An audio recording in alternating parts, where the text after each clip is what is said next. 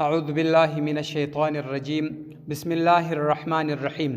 وإن بالت کچیر بولی وکې شاتون پسه او بقرة یا غوایی فی البیر پڅاکی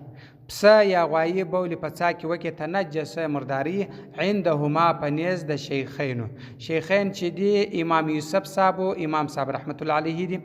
الا عند محمد رحمت الله امام محمد صاحب نه مرداری و ان قطرت کچیر وڅڅ دی فی البیر پڅاکی دمون ویني او خمر یا شراب وڅاته ور وڅڅ دی یا ویني ور وڅڅ دی ینزو کاش دی ما هغه ما او به البیر دڅا كله ټولي وبه بکاش د دې وسخه کچیر وینه ور وڅڅېدل یا شراب ور وڅڅېدل وفي ذخیره په ذخیره کې وایي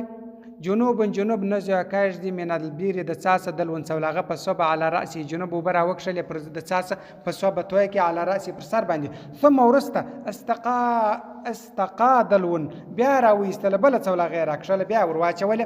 اخر بل فتقاتر وڅڅې د من جسد د بدن سپل بیر په څا کې د بدن سو وبور وڅڅې د خو غیوا څولغه پر سر توکه د دې سجده نور وبرا کشل د بدن وب په څا کې وڅڅې لا تنجسون مرداري ولی لضرورت د وجه ضرورت نه مرداریږي وین وقع کچیر ولوی د جنوب او داخل سو پیه په داتسا کې لطلب دلوی د پاره د طلب د پیدا کولو د څولغه کې قتل په داتسا کې قال ویل دی ابو حنیفه امام صاحب رحمت الله علیه الرجل چې دی جنوب دی والماء بنجس مردار دی ودا څاته ورول ودی په دا وبو کې لاسلو د دې د پاره چې دی څولغه پیدا کې دغه وری لاس ور داخل سلو نو امام صاحب وای سړی چې دی سړی د جنابت نه دی خلاص وي سړی جنوب دی او به مردار شول او څا او به مردار شوی سړی هم په جنابت سره دی وتلی او په روایت په بل روایت کې وای یخرج وتی من الجنابه د جنابت سره بل روایت کې به وای د جنابت وتی اذا مزه و استنشق کچیر پزه او خله پریمنځ بس د جنابت خلاص هغه یو روایت چې دی هغه په دی وجه د جنوب د چخلو پزه د دانه دی پاک او بل روایت دا دی چې کچیر د خلو پزه پریمنځل بس دی پاک ثم ورسته يتنجس مرداریږي بسبب الماء په سبب د ماء المستعمل او بخ د امام صاحب پر مذهب باندې دا مرداری دی یعنی په دی باندې شی مرداریږي کچیر دا مستعمل او بده چا پر بدن باندې ولګي نو دی وای د بدن مردار دی په دغه او بو باندې د مستعمل او بو باندې د بدن ولړل نو په دی باندې على هذه الروايه په دې روایت کې يجوز روادي له اندا يقرأ القرآن والقرآن ويل خو جنوب ته نه دی جایز وسته قرآن مجید ویلای سی ول د جنابت سلیر سو بدن مردار دی نور خو بدن د په مستعمل او بو ولړل سو امام صاحب دغه بدن مردار بولی د جنابت څخه خلاص نو قرآن ویلای سی ولی لخروجه د وجد وتو د عن الجنابه د جنابت څخه خلاص وقال ابو یوسف رحمت الله امام یوسف صاحب وای الرجل چې دی جنوب دی والماء او بچ دی طاهر پاک دی امام یوسف صاحب وای سړی جنوب دی او به پاک دی او بنه دی په خپل حاله ورته او به پاک ولاړ دی د څاو به خدای وری لاس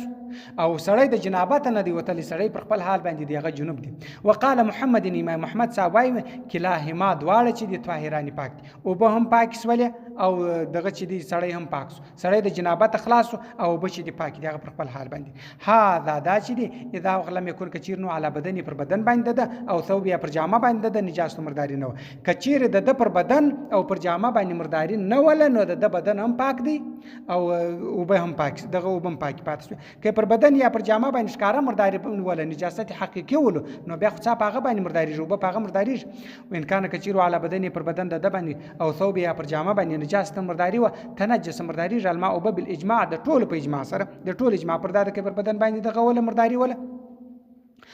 ولو وقعت کچیر ولو د اکثر زیات من پاره دمرک واحد یو د یو مجرک زیات مجرکان ور ولو عن ابي يوسف رحمت الله پنه د امام يوسف صاحب انه دا چې قال ویل الى 4 تلزمو در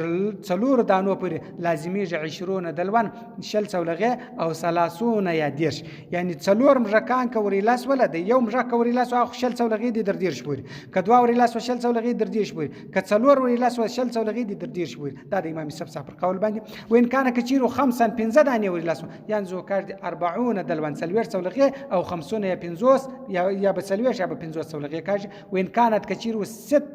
شپږ دانې ورې لاسو شپږ رقم پر وځي ورې لاسو ینزو کرد 60 دلوان شپږ څولغه او 70 یا اویا الى 90 در نیو څولغه پر بدا کاج وین ک شپږ رقم ورې لاسو وین کانت کچیر 10 لاس دانې ورې لاسو ینزو کرد ما او به البیر د څا كله ټول کلاس رقم ورې لاسو ټول وب د څارا کاج وان کانت کچیرو البیرو څا معینن چې ندار و څا دی ول چې وبې نه وچېدلې بس اوبه کې را روان را چینې والا څاو چې هر څونه چې راکاږه دی بېرته ډکېدی لا يمکن امکان یې نه و نزهها د کښلو اخرجو باسدي مقدار اندازه ما د هغه کانه چې وي بیا په دا څا کې من الماء د اوبو چې څونه اوبه په دا څا کې دغه اندازه اوبه ترې راوکړ ثم وروسته اختلاف کړی دی کیف قدر څنګه اندازه کو اندازه څنګه کو دغه څونه اوبه کې دي وقالو دي بعضی تحبر ودي کندي حفرتن یو کاند یو څا بجنبي پر څنګ باندې مثل عمکه په مثل د جوړوالي الماء د اوبو چې اوبه څونه قدر دي دغه جوړ دي وکاږي وعرضها او د پلنوالي څونه پلن دی په څا هغه دي پلن وکاږي فینزو کاږي الماء وبحته در داسې وخت تملو چې دکیږي الحفيره دغه کاند چې دا د کښلې د څا قال بعضهم بعضی به يحكم حکم کیږي زوا عدل په خاوندانو د عدل چې په پویږي هغه ته وایي په دې کې به څو سولغه وبدي هغه د ورته ګر لاست شل د سل هر څو سولغه چې هغه چې وویل بس هغه فینزو کارت به حکم ما په حکم د دې باندې بس پاکیږي دا چې دې کوم حکم ورکړي چې دونه سولغه را وکړي بس دا وبجن وخته بس بیا هغه حکم پاکیږي وعن محمد د امام محمد صاحب انه د چې قال وای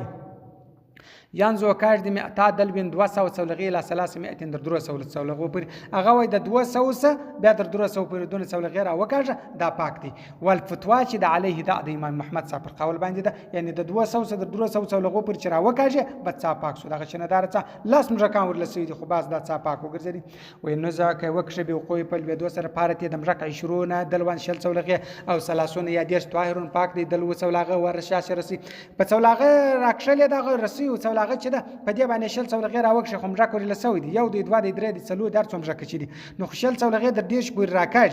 نو دا رسخ په دغه وبو کې راکشي چې دا ډیر څولغه پرس وي رسې هم پاکه ده او څولغه هم پاکه ده یعنی بیا پر منزل دا نه غواړي او موت او مرګ ما دا هغه شل له لیس چې نوی له هغه شل ر دمون وینه سائلون بيدون کې یو شی مرڅ په وبو کې وینه نه لري چې وبېش لا ينجس الماء وبن مرداري ولا غيره او نه بل شي کل اشربتی لک شربت نمرداری والخلی سرکان نمرداری والمرک شوروان نمرداری ولی وین نه لري دا کم شاند کل بک لک غماش و زباب لک مچ و زنابیر لک غالبوس والعقرب لک لړم وکذا دا غره کم نمرداری موت او مرګ ما دا عيش چې ژوند کی الماء دوب چې د زندگی او ژوند په وبو کې هغه مو بنمرداری اذا هغه وخت ما تکمرس په الماء په وبو قسمه کې لک ما هي وزبدع لک چنگش وسرتانی لک چنگاش کونی کبر چونګاش په نامه مشهور دی خو کونی کبر دی تاسو ویل کیږي و ان ما ته کچیر مرسو په غیر الماء په ما سیو د وبو کچیر د وبو سما سیو مرسو اما سمکو ما هي چې دی فانه دا چې دی لا ينجزه نمرداری دا وب بلا خلاف اختلاف دی کې نسته و اما زبدا او چونګش چې دی اذا ما ته کچیر مرسو په العسير یعنی دا چونګش مرسو په العسير هغه د انګورو په جوس کې د انګورو سنشتېزل وبو تعسير ویل کیږي نو دا فقط په تحقیق سره اختلاف کړی د متأخرین علماء او اکثرهم زیات چې د دې علی انه پر دې باندې يتنجس چې مرداری د عسیر په دې چونګش باندې مرداریش وذكر اسم جابي بیا ذکر کړی دی په شرح په خپل شرح کې و ما هغه يعيش چې ژوند کې په الماء په بو کې ما هغه لا یو کله چې نه خورل کې لحم غوښه اذا ما تکمرس په الماء په بو کې وتفسخت او وشول دی او انتفخت یا و پرسه دی نو په انه دا چې یکره مکروه دی شرب چرنګ ذالک الماء د وبو دا وبو نه چي وینه هغه شی چې په بو کې مرسي چې غوښه نه خورل کې قسم دی د وبو شي دا څوک وای دا اسم جابي وای په خپل شرح کې دا بیان لیکل دي په انه دا چې یکره مکروه دی شرب ذالک الماء د وبو شل و عمل حیت البریه هغه مار د سارا د وچم ځکه اذا ما تکچیر مرسو په الماء په بو کې تفسید پاسدی الماء کمار د سارا مار په بو کې مرسو دا وبمرداري پاسدی وکذا د غره کمل حیت مار ما ای د وبو مار چې په وبو کې زندگی کې هغه مار مرسوم د غره کم وبو پاسدی اذا وکانت کچیرو کبیره غټ ول هذا لر دمن ویني وی سائلون بيدون کې یعنی دون غټو چې وبې ویني درلوده بيدون کې وکذا د غره کم الوضع کربونی کربوړی دا مرسو